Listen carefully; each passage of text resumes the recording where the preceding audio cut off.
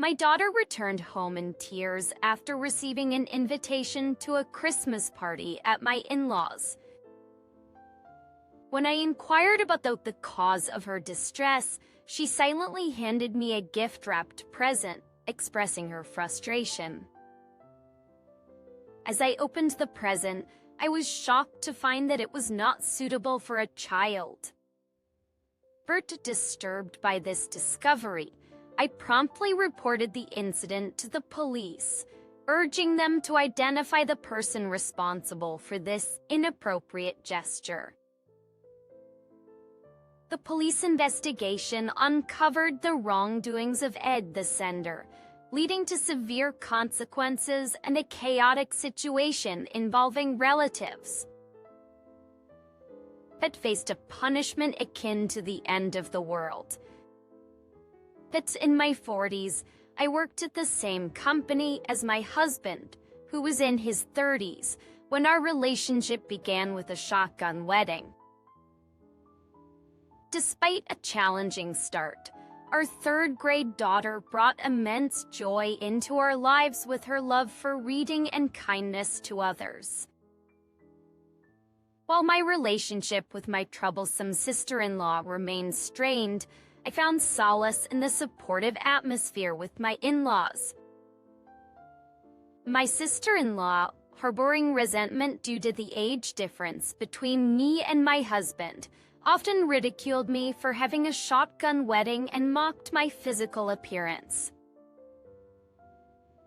Despite my efforts to ignore her hurtful comments lingered, making me feel inferior. However, when she revealed her own pregnancy and had a shotgun wedding, her visits became less frequent, and I finally found relief from her sarcasm. During my pregnancy, my husband's unwavering support helped me overcome the challenges. The birth of our daughter, though tough, became a source of shared joy and tears for both of us. Several months later, my sister-in-law had a baby boy and resumed her visits, driving an hour each way to make spiteful remarks. Moreover, the comparisons my sister-in-law made extended to our children. She boldly claimed that it was obvious a child born to an older mom would have a wrinkled face, contrasting it with my kids' supposedly smooth skin. I couldn't believe she would say such things, and I was left dumbfounded. At that point, I was too preoccupied with the challenges of new parenthood to pay much attention to her snide remarks. The real issue arose when she started visiting, without any baby supplies, not even spare diapers or formula. Strangely, she would leave with a bunch of these necessities, including unopened formula, as if it were the most natural thing in the world. I found her behavior baffling, coming to insult me and then taking things home. However, the visits abruptly stopped when my husband mentioned that her husband's job involved frequent transfers and they had relocated to a different state.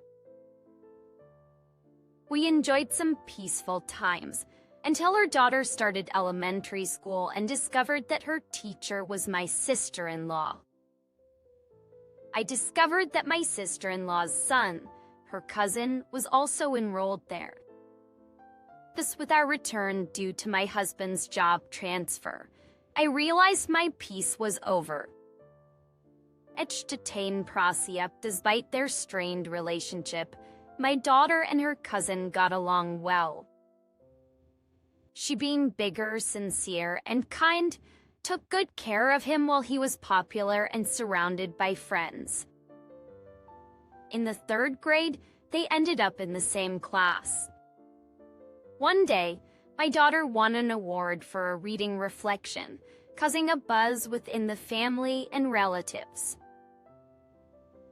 During the visit to my in-laws, my sister-in-law expressed dissatisfaction, claiming the book was meant for her son, and my daughter had taken it unfairly.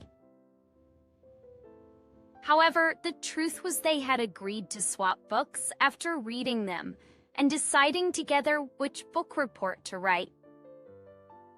When my sister-in-law accused me of writing the reflection for my daughter, I explained the situation. Unbeknownst to me, she had been spreading rumors among the parents at school, suggesting I had connections with one of the judges and had asked for a favor in my daughter's writing competition. This deeply affected my daughter, leading her to stop reading her favorite books. Unable to tolerate the situation any longer, I decided to discuss everything with my in-laws. Before doing so, I confided in my husband for the first time, detailing his sister's actions since our marriage. My husband was furious, calling his sister's actions theft and deciding that we should share everything with his parents. Together, my husband and his parents confronted my sister-in-law at her house, surprising her with the unexpected visit. However, when my sister-in-law saw her beloved older brother, she was initially overjoyed. Unfortunately, her delight quickly turned to resentment as my husband gave her a harsh lecture about her actions. Accusing me of being a snitch, she called me an old hag acting like a tragic heroine and insisted that I take responsibility. Initially, I answered her calls, thinking she might be apologizing. However, instead of an apology, she used the calls to vent her grudges. Frustrated by her continuous mean-spirited comments, I eventually set her calls to go straight to voicemail and ignored them. Surprisingly, the calls stopped after about half a month, leading me to believe she had grown bored with my lack of response. Little did I know that this wasn't the case. Statistics of my behaviors, my in-laws organized a children's Christmas party, a first for them. While I wondered about the sudden decision, my daughter was excited to receive an invitation. Having cherished memories of a Christmas party at her kindergarten, she assumed elementary school would have one too. Disagreeing with the religious reasoning, I suggested having a family celebration at home. Last year, we had our own family celebration and my daughter enjoyed exchanging gifts. The invitation for the party at my in-laws requested that we prepare a gift within a $20 budget. My daughter and I spent time choosing a present at a nearby shopping mall, opting for one of her favorite picture books. Excitedly holding the carefully selected present, my daughter headed to my in-laws' house, a mere 10-minute bus ride away. I informed my mother-in-law of her arrival, and everything seemed fine until 30 minutes later when the atmosphere changed unexpectedly. On a weekday, with my husband at work and me working from home, the front door opened abruptly and I found my daughter sitting on the floor crying. She handed me a gift-wrapped bag, insisting I would understand once I looked inside. The contents revealed a torn-up newspaper with my daughter's reading reflection printed on it and a message card in red ink. The card conveyed a threatening message, suggesting that if we got too cocky, our family would end up like a torn stuffed animal within the bag. The maliciousness of the gift was evident, and it was clear that it was no innocent joke. Concerned and bewildered, I questioned my daughter about the meaning behind the disturbing present. She explained that my sister-in-law had prepared this special gift for her.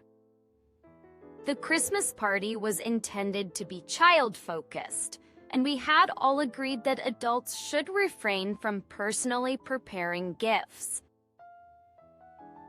This was the reason why I hadn't accompanied my daughter to the party. Yet, my sister-in-law was present at my in-laws' house, and I hadn't been informed.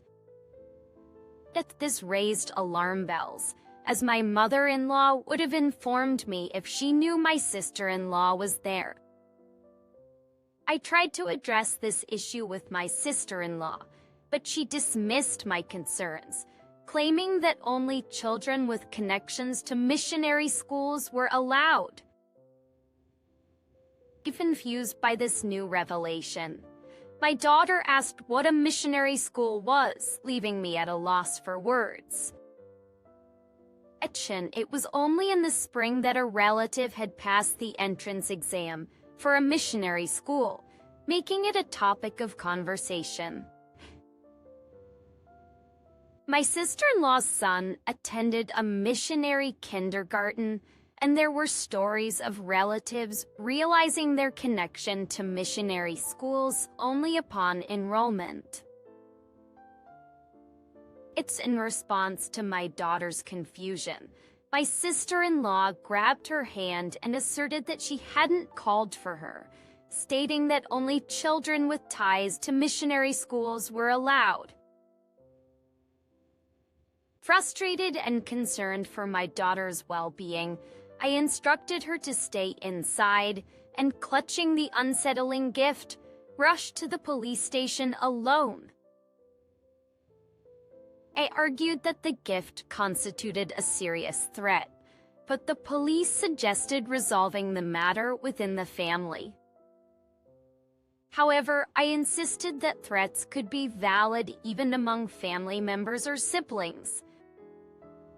Not only were there threatening words, but also a threatening letter and a mutilated stuffed animal, which I argued was malicious. That's when a female police officer happened by, and she pointed out that threats and violence within a family are still reportable offenses. The female officer took over, emphasizing with how scared my daughter and I must have been. After providing my sister-in-law's address, she promised to go and warn her right away. My wishes were fulfilled in the end, but I shuddered to think what might have happened if that officer hadn't passed by. Actually, it was disheartening to realize that some in the police still won't act unless it's an actual incident or accident. I wondered how I could protect my daughter in case of an emergency. That evening, when my husband returned from work, I told him everything that had happened. He was furious with his sister for ruining our daughter's fun out of spite. He immediately called his parents to protest, as the Christmas party was happening at their house, and they supposedly didn't know anything about it. They claimed they had no idea my sister-in-law was there. They had left the back door unlocked, so she might have entered that way. My mother-in-law apologized for not paying attention to the comings and goings of people, as she was busy picking up other grandchildren nearby. My father-in-law had been away at work during the day. The Christmas party was mainly organized by the middle school-aged nephews and nieces, and my mother-in-law had mostly left it to them. The police officer had firmly warned my sister-in-law later. From what I heard, she was told that any further reports could lead to more than just a warning, so things should be fine for the most part. However, my in-laws were distressed by my sister-in-law's actions, which had gone so far as to involve the police. it could potentially lead to criminal behavior. Consequently, they called a meeting with both our family and my sister-in-law's family, with the parents present for discussion. When we arrived at the desert at my in-laws' house, my sister-in-law and her husband hadn't shown up yet.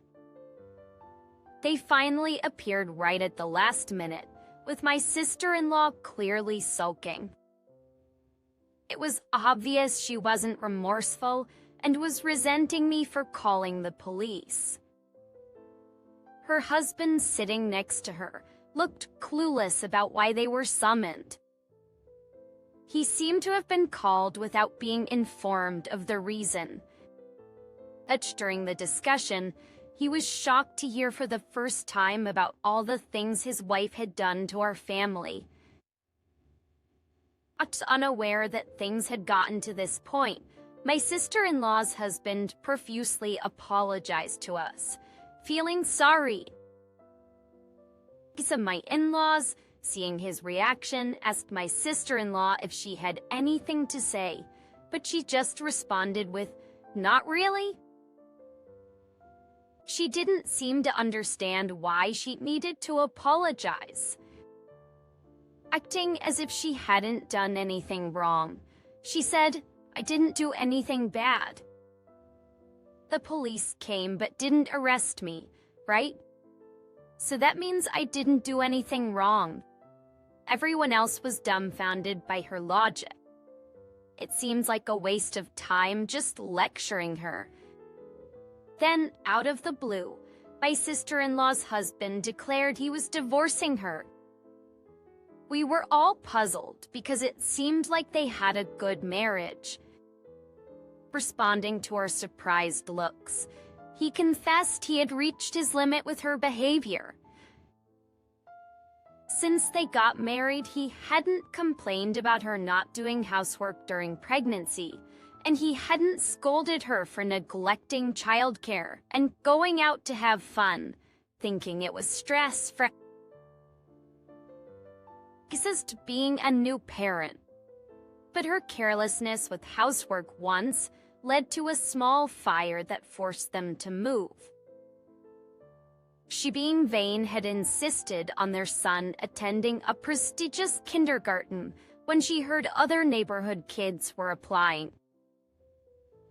But he didn't get in due to a lack of preparation. Embarrassed, she forced another move. He revealed that the frequent moves were not just because of his job transfers, but also to maintain my sister-in-law's image. After failing the kindergarten entrance exam, she tried to get him into an international kindergarten. When that didn't work out, they barely managed to get him into a missionary kindergarten. Choosing a public elementary school was only because their son wanted it, and my sister-in-law reluctantly agreed after her husband supported their son's wishes. He feared their son would be sacrificed for her vanity and had been considering divorce already. With her harassment coming to light, he felt he had no other choice but to announce it now. My sister-in-law, somewhat aware of her actions, didn't dispute what he said but seemed taken aback by the divorce. "Wait, what do you mean divorce? You never showed any signs of this suddenly." She started apologizing to us, thinking it would help. "It was just a joke, right? Just a little prank. I never thought you'd take it seriously." A joke or prank is something done among people who have trust. "My daughter knows all about what you've done to me.